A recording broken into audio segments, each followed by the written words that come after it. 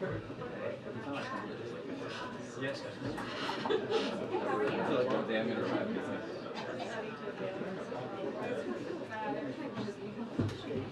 Oh, that's fine.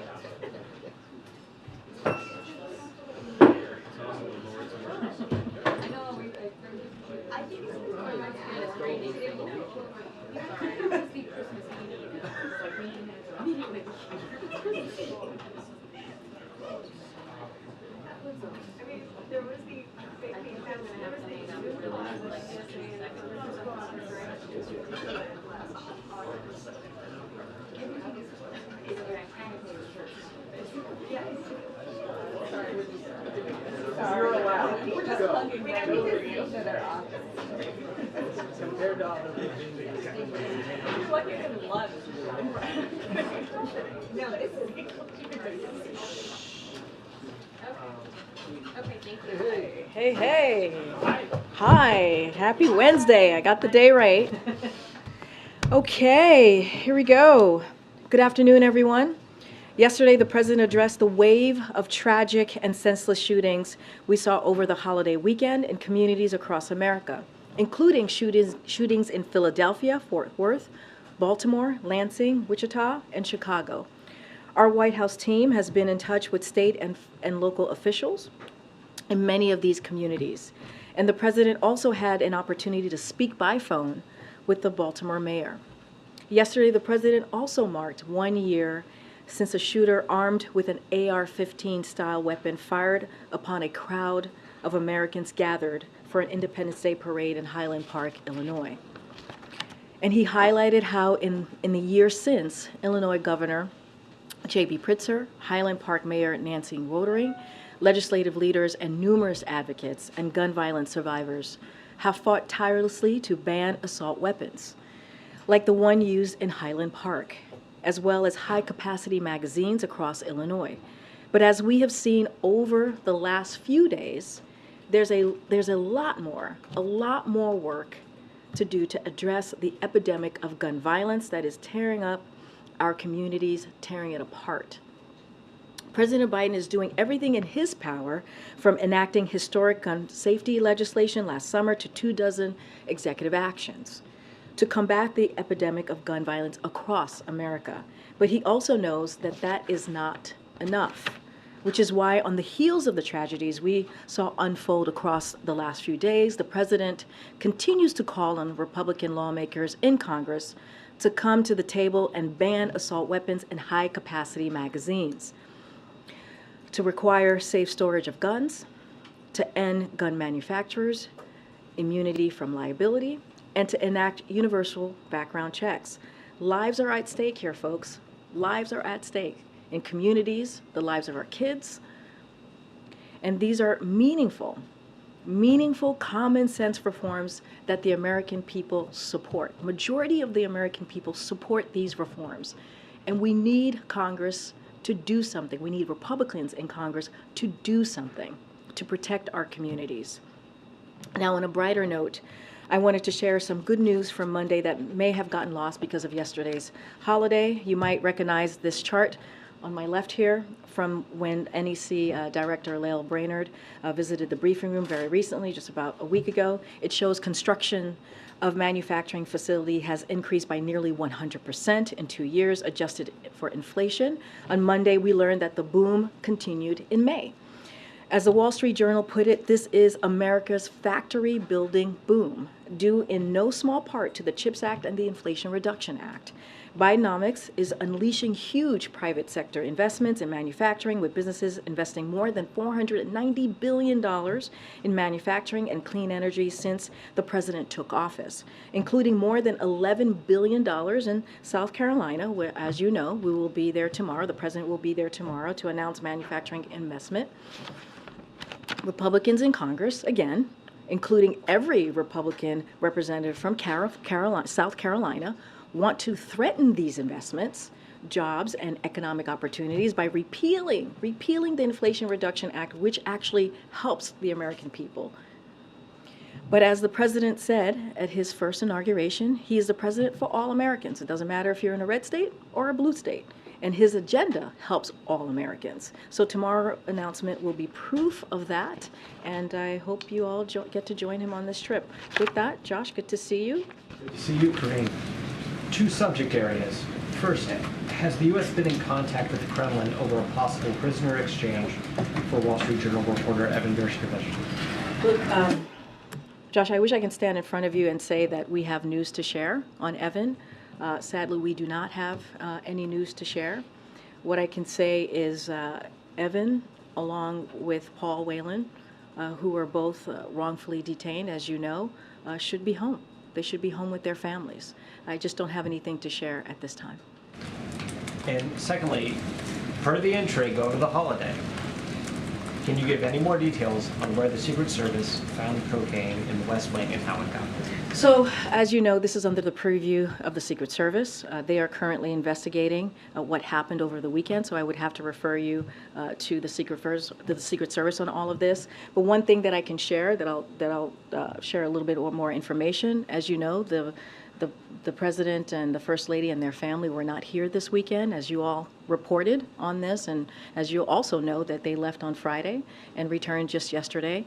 Where this was discovered is a heavily traveled area where many White House, West Wing, I should be even more specific, West Wing visitors come through this particular area.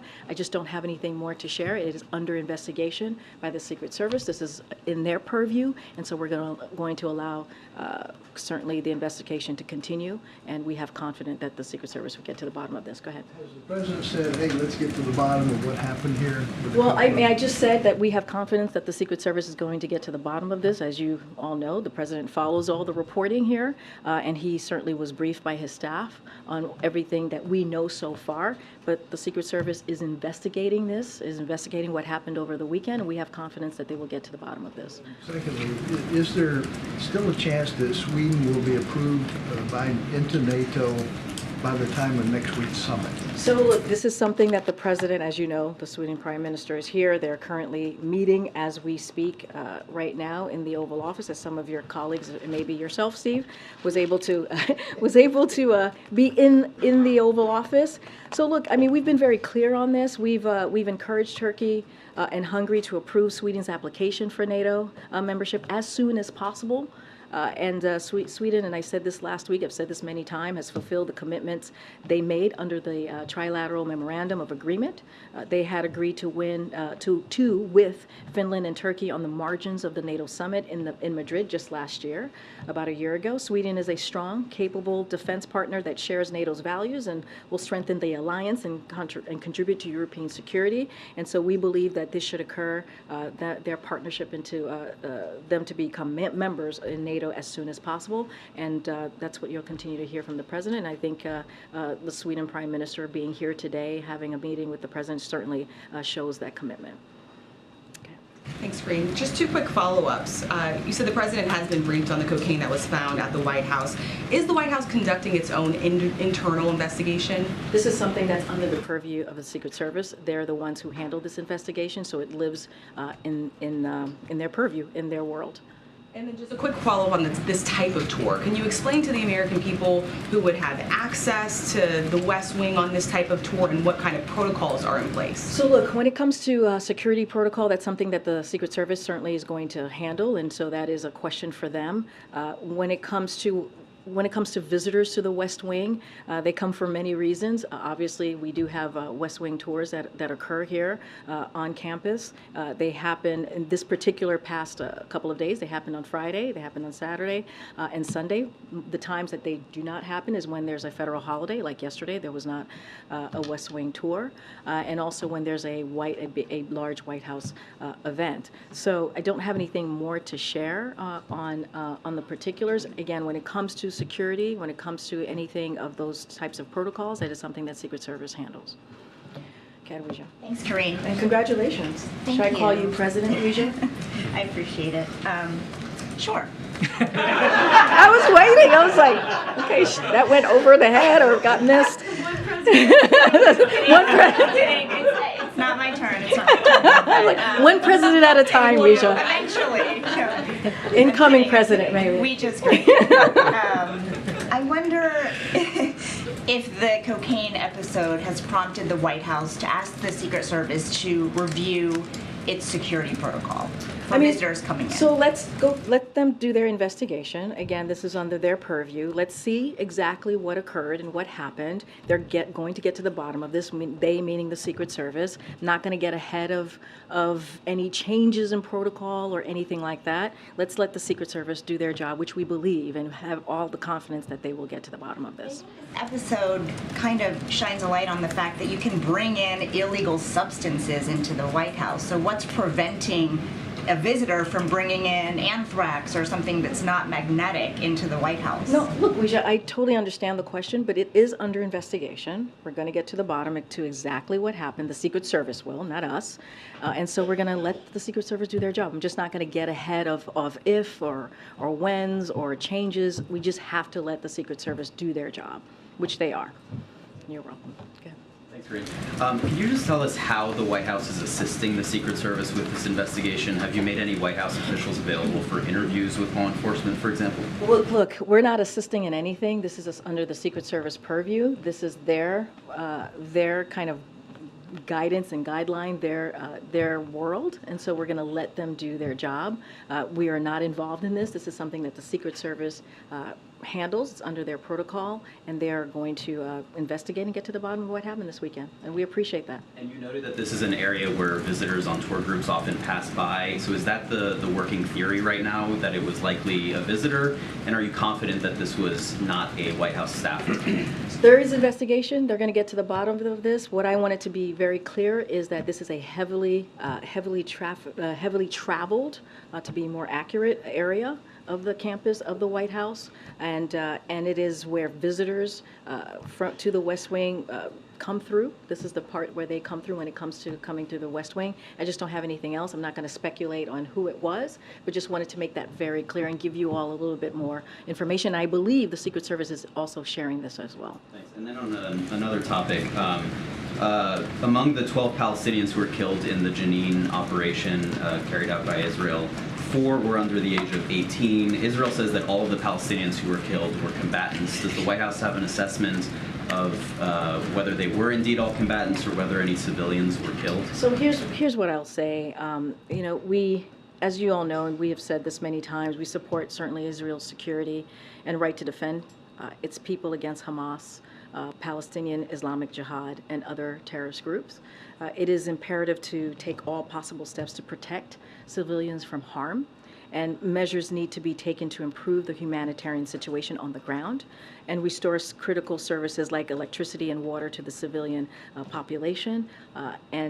So don't have anything more to share beyond that, but certainly we are monitoring things very closely. And is there anything you can tell us about the level of engagement by U.S. officials to try and prevent a broader escalation? I mean, we've already seen rockets fired from Gaza. We've seen this attack that was carried out in Tel Aviv. What's the White House doing to prevent this from escalating? So, Israel is a close ally and partner, and we are in touch with the national security and certainly the defense officials. So don't have anything to read out on our conversation, but we are in regular contact. Let me go to the back. Go ahead. Thanks, Karine. I wanted to ask about this decision we saw yesterday in Louisiana on the White House contact with social media companies. Does the White House have a response to the judge basically saying that this is the most massive attack on free speech in the U.S. history? So, as you know, DOJ is reviewing the decision, the injunction, and so I don't want to get ahead of what they will evaluate and their options could potentially be. So, I'm not going to get ahead of the DOJ. If you're asking me if we agree or disagree, we certainly disagree with this decision. And as I said, the DOJ is reviewing this, so I'm not going to get ahead of what their evaluation, what options they're going to potentially take on moving forward. And does the president plan to make a direct appeal to Turkey or Hungary regarding Sweden's NATO bid? Look, I think we've been very clear. I just laid out where our position has been. And the president has been very public, has been very clear about Sweden. And so I'm just going to leave it there. Don't have anything else to add towards that. I think, again, having the Prime Minister here ahead of NATO next week, I think is important. But the President clearly has been very clear about Sweden becoming a member of NATO, and so we'll continue to be outspoken about that and continue to be public about that. For calls to the. I just don't have any calls to read out at this time, but I think you can see by the President's actions and his words, not just actions, that he's been pretty steadfast on saying that Sweden should become a NATO member as soon as possible.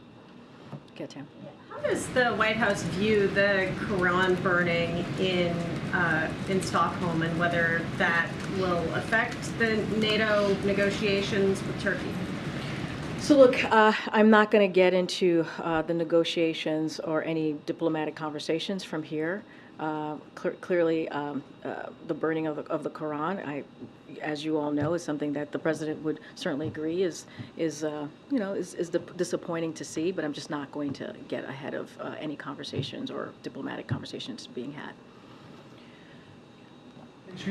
Today, the Pentagon announced that it's taking steps to revamp how classified information is accessed after the leaks of highly classified information. I'm wondering if the White House has been involved in any of those conversations and whether or not there's any comment on those steps. I don't have anything to read out on any conversations with the Pentagon. I would refer you to them. And then just one, again, on the discovery of cocaine. Are there concerns that an illicit substance was brought into the White House and not detected by security? Obviously, every guest that enters the White House goes through airport-like security. I'm wondering if just generally if there's concerns about the ability for someone to... So let's let the Secret Service do their investigation. Again, this is under their purview. They're going to look into all the things of what happened over the weekend. I just don't want to get ahead of that. Clearly, the Secret Service is in charge of security on campus, and so I would really refer you to them on this piece. Thanks. Ohio Governor Mike DeWine is asking the president to declare East Palestine a major disaster area after the plane derailment. He sent the president a letter on Monday. Is the president considering, and will he fulfill that request? So I can say this, as it does with all of its requests, FEMA will expeditiously review the request, this particular request from the governor of Ohio as well. This is something that we do every time this comes through us. A couple things I do want to state here as it relates to Norfolk and Southern, to be more specific. It's under a federal order to cover all costs for cleaning up its mess that it did, that they caused in East Palestine. The EPA is making them pay so that the taxpayers don't have to pay for their mess. And so we've been very clear about that. The EPA has been on top of that. And so when it comes to Norfolk Southern, they have met their terms of the order to date, and there are stiff penalties if they do not. And so EPA, again, has been on top of this. And so just don't have anything further. But as we do with every declaration that comes our way, the FEMA's way, when it comes to major disasters, they're going to take a look at this and they'll make a decision. Why has the president not made the visit out there? And at this point, is he just not going to? He's done a lot of travel in recent weeks and months. So I'm just going to repeat what the president said. He will travel to the area, to East Palestine. Just don't have anything to share on travel or upcoming dates that he'll be there. But the president said it. He's going to go, so he will go. Once we have a date, we'll certainly share that. Go ahead, Joey. Yeah, thank you. If the Secret Service determines who brought the cocaine into the White House, does the White House support the prosecution of this individual? I'm just not going to get into hypotheticals from here. Let the Secret Service do their job. It's under their purview. We are confident that they'll get to the bottom of it. I'm just not going to get ahead of this right this time. Okay. So Secret Service officials are actually cautioning that they might not find the person involved because it is such a busy thoroughfare. So if they don't get to the bottom of it, as you're saying, would the president be satisfied with, sir, this is a busy room and we found some cocaine, we don't know who brought it? So let's see what the Secret Service says, right? Again, this is under investigation. Don't want to get into hypotheticals while investigation is going on and is happening at this time. Just not going to get ahead of it. Let Secret Service do their job. And if I work anywhere on the complex, what is the process like for me if I want to bring? Can you just lay out, to the extent that you can, the process for, if I want to bring in family or friends as somebody who works here? Do I go to somebody in the White House? Do I go immediately to the Secret Service and say, hey, I want to do this? Like, how does that work? So there's a specific process. I'm happy to share that with you. I want to make sure I get it right, so not certainly going to lay that out right at this time, but there is a process, as one of your colleagues mentioned. Everybody does go through a process to come on campus. They do get vetted. They go through a security process. As it relates to the security piece of it, I would have to refer you to Secret Service, but certainly someone from my team can certainly lay out. I think some of you may understand this process, as some of you may not have hard pass and you know how this all works, but just not. I just want to make sure I get this right, so happy to share that with you after the briefing. And can you preview the trip tomorrow? No? Sure. Let's see. As you know, the president's going to go to South Carolina tomorrow. He's going to certainly be making an announcement on the manufacturing. And that's a layout here of what that's going to look like. Give me 1 second. I don't have that here. We'll certainly share it with you after the briefing. But, I mean, this all plays into what the president has been saying, which is like he's a president for all Americans, whether you're a red state or blue state. We've seen a manufacturing boom over the past 2 years since the president's been here, and you see that in South Carolina. And so the president's going to go to South Carolina, make an announcement. We shared some of that with you all already. There was some preview stories that some of you saw, and so the president's looking forward to doing that. But again, this is something that the president has said. He wants to make sure that we build an economy from the bottom up, middle out, that leaves no one behind. And when you think about manufacturing jobs, those jobs are going to be really important union jobs that are going to make sure that people who are around the kitchen table now have an opportunity to really look at their cost at the end of the month and be able to have a good job that pays 6 figures without some of those jobs, the majority of those jobs without a college education. That's important. That is what it means to have equality at the center of economic policy. That is what it means to make sure that we have an economy that works for all. So that's what you're going to hear from the president. And this is also Bidenomics, right? We've been talking about Bidenomics since last week and how it's delivering. You look at the data, you look at the numbers, you look at the 13 million jobs that's been created. Again, the 800,000 manufacturing jobs. You look at what the Inflation Reduction Act has been able to do. The bipartisan infrastructure legislation has been able to do. All are important key parts of the president's plan, and that's what the president's going to speak to tomorrow.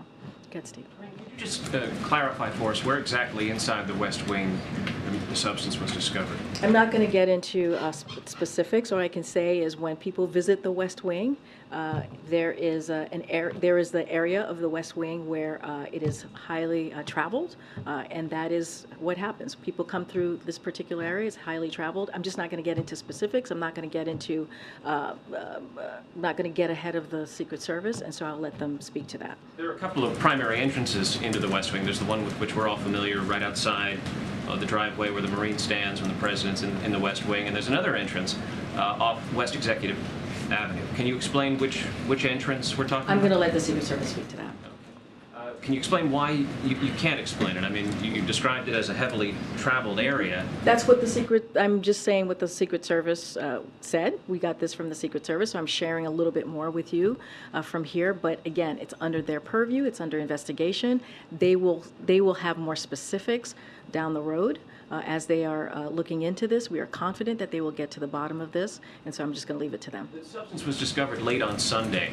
What's the latest staff-led tours that happen in the West Wing on a Sunday? I don't have the specific on how late the staff-led tours go, but I can tell you that there was one on Friday, there was one on Saturday, there was one on Sunday. The times that there are not any West Wing tours is when there is a federal holiday, like yesterday, or a large White House event. Just don't have the specifics. Let's let the Secret Service get to the bottom of this. They'll have hopefully more information, and we have confidence that they will be able to figure this all out. So I'm going to give them the space to do that.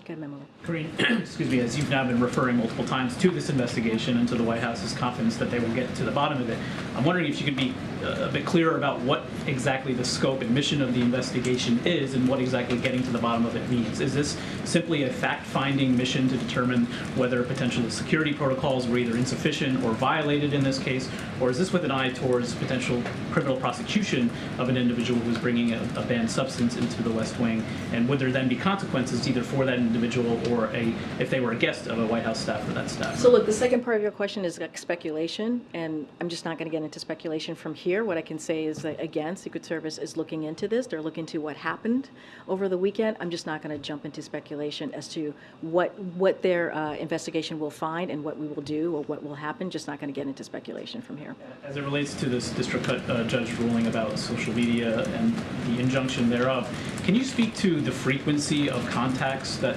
White House officials or administration officials more broadly have with social media companies and the types of content that they would be flagging, and how much is this a blow to the White House's goal of preventing the dissemination of misinformation, disinformation? So look, I can't speak to the amounts that contact has. I mean, that is just not a possible thing to do from here. What I can say is that DOJ, again, is reviewing the injunction, and they're going to look into, evaluate our options. So just not going to get ahead of that, and so I'll just leave that from here. Okay. Will any White House staffers be undergoing drug testing as part of this investigation? So as you know, again, this is under the purview of the Secret Service, but a couple of things that I would add is that White House is subject to rigorous guidelines that include drug testing, and so we will take any action that is appropriate and warranted pending the outcome of the Secret Service. Just not going to get into hypotheticals from here, but this is something that when it comes to drug testing, certainly we take that very seriously, and so there are indeed rigorous guidelines here at the White House. One more. There was a story in the New York Times over the weekend about Hunter Biden's daughter in Arkansas. Does the president acknowledge this little girl as his granddaughter? I don't have anything to share from here. Thanks, Karine. Oh. No, good. Okay, great, thanks. Yesterday, Ukrainian President Zelensky mentioned that, so that they have intelligence that the Russian military has placed objects resembling explosives on the roof of the Zaporizhzhia nuclear power plant. Is the president monitoring this? Has he spoken to Zelensky, and could it possibly impact his trip to the NATO summit? So, just a couple of things. We are continuing to monitor the conditions at the power plant closely. This is something that clearly we've been doing for some time. As we've said before, when Russia's continued military occupation of the nuclear plant is dangerous, and when it comes to a nuclear plant, there should not be fighting there. And so we've been very clear. But I don't have anything new or specific on the recent reports or anything to share at this time. Don't have any recent calls to President Zelensky. The president is looking forward to going to the NATO summit, as he will be doing next week, and certainly we'll have more to share on the details of that trip. Thanks, Karine. Actually, following up on that, there's a movement on Capitol Hill to pass legislation that would state that any nuclear fallout, including from damage to the Zaporizhzhia nuclear power plant, would be treated as would trigger Article 5 of NATO if that fallout were to go over NATO territory. Do you support that bill? I'm not going to speak to that particular bill. What I can say is we continue to monitor the situation. We don't have anything new or anything specific on recent reports that you all are certainly reporting from the president, but just don't have anything new to share. But we're going to continue to monitor, and we've been very clear. We've been very clear that Russia's occupation of this plant is dangerous, and there should not be fighting near this plant. We've said this before. We've been very clear about this, and we're going to continue to monitor.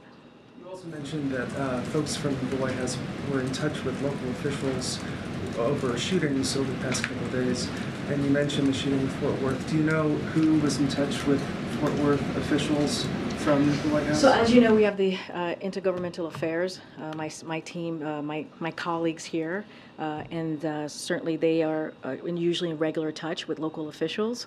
I don't have any names specific to share with you at this time, but the White House, we have White House offices that are regularly in touch with what's going on the ground, including the our government intergovernmental affairs team here at the White House. So that continues to be the case. And then just lastly, on the cocaine that was found, following up on Tyler's question, one thing that you're not expressing is concern over the fact that this was found on the property. And I guess I'm wondering how expressing concern would somehow get ahead of a Secret Service investigation. I think this is being investigated. It's under the purview of the Secret Service. We're going to let them let them get to the bottom of this and see what happened. I'm just not going to get ahead of it. Just not. Okay. Hi. A couple questions on the ruling, the social media ruling from yesterday. One, I wonder why, while the DOJ is reviewing its options, is there any immediate day-to-day impact on the administration's activities here, the White House's activities? So we've been very kind of consistent.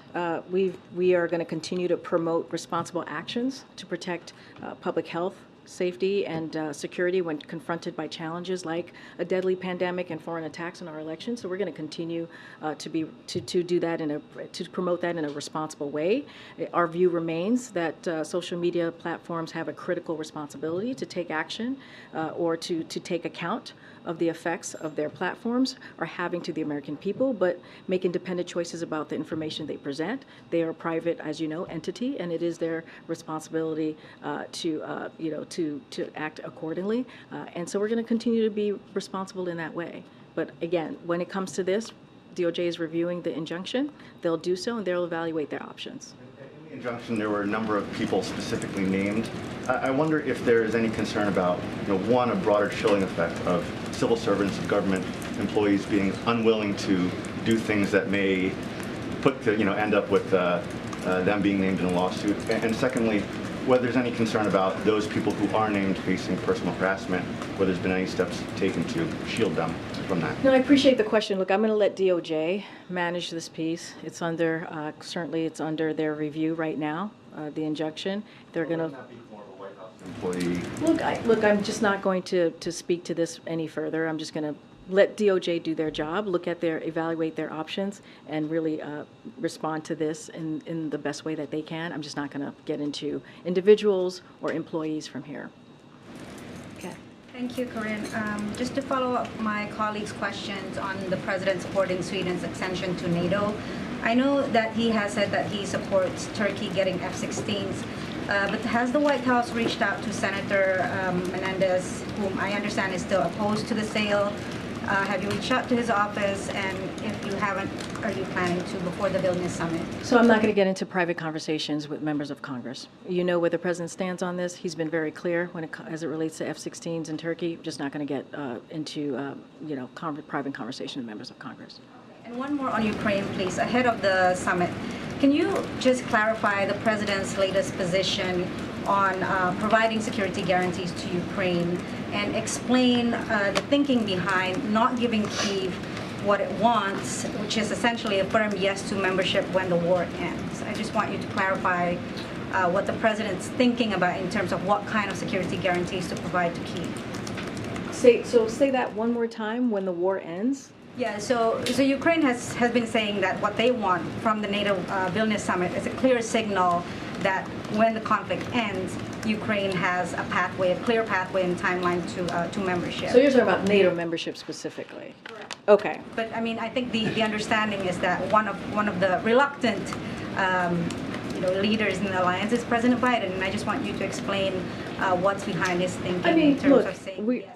We've been very clear. We're committed to NATO's open door policy. We've been very clear about this. When this question comes up in the briefing, we've been very clear and showed our commitment. This is a commitment that we've had for some time, right, as it relates to NATO. Any decision on NATO membership is between the 31 allies, an aspirant country. And so in this case, when it comes to Ukraine, we have been discussing with our NATO allies in Ukraine how we can collectively support Ukraine's aspiration for Euro-Atlantic integration. But I'm not going to get into details. I'm not going to get into private conversations from here. And the president has said this over and over again. Ukraine would have to make reforms to meet the same standards as any NATO country before they join. He said he thinks that this can be done, that Ukraine can do that. So I'm not going to get ahead of private conversations from here. But again, we are committed, and we have been committed to NATO's open door policy, and we will continue to do so. Okay, Sebastian. Thank you. Do you have any comments or confirmation on, there was a report in the Wall Street Journal that the US is looking to restrict Chinese access to cloud computing? Yeah, we don't have anything else on top of that to add. Don't have anything new to add on that. Yeah. Okay. And follow up to Zaporizhzhia, the nuclear plant. Yeah. How worried is the White House? The reports are alarming over the last days. Can you describe the level of So look, this is something that we have, as you know, been monitoring. We've been very clear about how we see Russia's involvement here. When it comes to occupying the nuclear plant, we think it is incredibly dangerous, and there should be no fighting there. That is something that we've said over and over again, and we'll continue to monitor. We have not seen anything new to the reporting that has been laid out. Just don't have anything else to share on this. Obviously, we think it's dangerous. We've been very clear about that. Okay. Thanks, Karine. A recent Gallup poll shows that only 31% of Americans have confidence in the U.S. government. Is that number concerning to the administration at all? What the president focuses on is how he's going to continue to deliver for the American people. That's the president's focus. In the last 2 years, we've seen the data when it comes to the economy doing just that. And, you know, when people asked us why we're talking about Bidenomics now, because we understand that the American people need to hear from us directly what we have been able to do the last 2 years, how historic it has been, how we've been able to create a historic amount of jobs, 13 million jobs. You're going to hear from the president in South Carolina, a red state, a state that, again, the president said he's a president for all Americans. He's going to go right into an area for people who didn't vote for him. Many people didn't vote for him, and he's going to say how he's delivered for them when it comes to manufacturing, how we're seeing these manufacturing companies invest. And so that's what's important. We understand that some people just don't feel it quite yet as you're laying out a poll to me, but we're going to make sure that we are very clear that unemployment is under 4%, which is really important for people to know. That manufacturing jobs, 800,000 manufacturing jobs that have been created, that's really important for people to know. And so we're going to continue to make sure that we grow an economy that leaves no one behind, and that here, you know, when we talk about Bidenomics, it's about building an economy from the bottom up, middle out. So we're going to continue to have those conversations. The president enjoys talking directly to the American people. That's what you're going to see from the president tomorrow. And also, as we continue our Invest in America tour, as you see cabinet members crisscross the country having those same conversations, and we think that's what's important. Go ahead. Thank you. This is a follow-up to the comments you made at the top of the briefing about the one-year anniversary of the Highland Park shootings and the comment in a statement that President Biden made yesterday, noting that after the tragedy in the suburb, that the state of Illinois passed an assault weapon ban. So my question is, kind of implying that if only others could replicate that. Illinois has a all-Democratic leadership, Democratic governor. The state Senate is supermajority Democrats. The state House is supermajority Democrat. Highland Park itself even had an assault weapon ban. How would you, in the wake of a continuing number of incidents since the parade shooting a year ago, as recently as in the last few days, what is the best strategy going forward that the White House has in getting anything, even some incremental measure passed? So let me reiterate. It is tragic when you see communities dealing with gun violence and the trauma that those communities, those families have to go through. And so I just want to be incredibly sensitive to that. Gun violence is an epidemic in our country. The president understands this. The president, his heart and his thoughts certainly are with those families, and is devastating to see. And so obviously anytime that happens, right now it's happening way too much, you're going to hear from us, and we're going to speak to that. As it relates to what else can be done, one of the reasons that we lift up states like Illinois and other states that have been able to get an assault weapons ban done or get more done as it relates to gun reform, because it's important. It's important to highlight and to show that states can also get involved and make change in their own state and protect their communities, protect their kids, protect people who are vulnerable, who are dying. essentially because of this epidemic. So the president, every time you hear me sadly talk about gun violence that occurred, we talk about the states who have been able to get through either assault weapons ban or some sort of common sense gun reform. So we're going to continue to do that because there is a path, there is a way for folks to protect their communities in their state. But at the end of the day, what we will continue to say, what the president will continue to say, is that Republicans in Congress need to act. We need federal legislation. The president has done more than 24 executive orders. He has done everything that he can. We're always looking to do more from right here in the White House. And it is time that we get something done to protect our kids, to protect our schools, to protect communities, protect grocery stores, to protect all of these different, sadly, areas that we have seen this type of gun violence. So the president's going to continue to say that. We're going to continue to use the bully pulpit. We're going to continue to say it right here at this podium. And so that is an important way to make sure that there's action. Let's not forget, just a little bit more than a year ago, after 30 years of seeing no action, right? No action on gun violence. The president was able to get a bipartisan deal made to move forward a little bit more on dealing with gun violence. So things can be done. Executive actions, legislation, we just need more. Okay, Brian. Thanks a lot, Karine. You've described your concern over crossing the line of the Hatch Act from the podium. But can you talk about the president himself? The president is not covered by the Hatch Act. How does he think about the red lines when it comes to his use of office to advance his political aims in his reelection? Do you have anything specific? Are there parts of the White House that he won't use for political activities, for example, like the Oval Office or the South Lawn? And we saw the previous president use the South Lawn and the South Portico as a backdrop for accepting the nomination of his party. Are there red lines for the president himself on how he'll use the office in the White House as a backdrop for his political campaign? So look, the president is proud to have restored the rule of law in his administration. And I can tell you here, and I can tell you now, that he will not exploit his office with conventions at the White House like it was done in the last administration. He will not do that on the South Lawn in his administration. I can assure you that will not happen in this administration. What about the Oval Office or using parts of the White House? He will not exploit his office for political gain in the way that we saw in the last administration. Okay. Yeah, about the injunction, do you plan to change your approach to social media policy in the wake of the Louisiana judge's ruling? A lot of that had to do with like the pandemic, which is now over. Are you still taking the same approach to social media now as you were then, and will you change now? Look, again, the DOJ is looking at this. It's under their review. They're reviewing this, the injunction.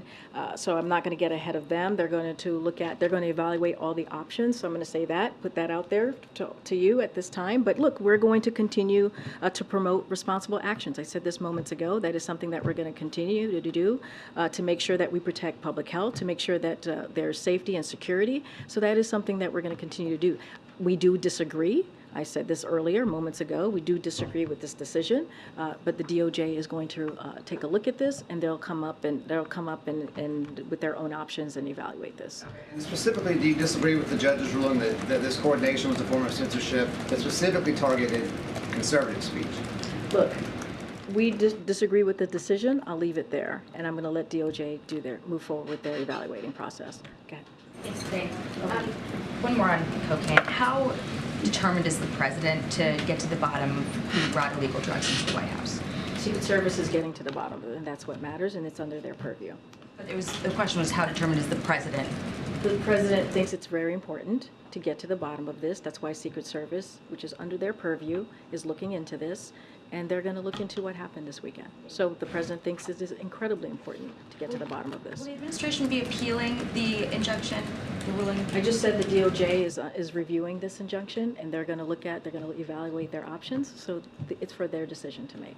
And then, can you just respond to the judge's accusation that each topic suppressed by the administration was a conservative view? He had a pretty strong statement. The U.S. government seems to have assumed a role similar to an Orwellian Ministry of Truth. Can you respond to that? I'm just not going to respond to the Attorney General or the judge. I'll let the Department of Justice do that. And then I know you can't talk about 2024. This is like the sixth question. I know, I'm sorry. I'll let you go after this. I know you can't talk about 2024, but how will this ruling impact the administration's efforts to get its messaging out ahead of the election? I'm just not going to speak about 2024. We respect the rule of law, and I'll leave it there. Okay, guys, I'll see you later this week or tomorrow. Thank you.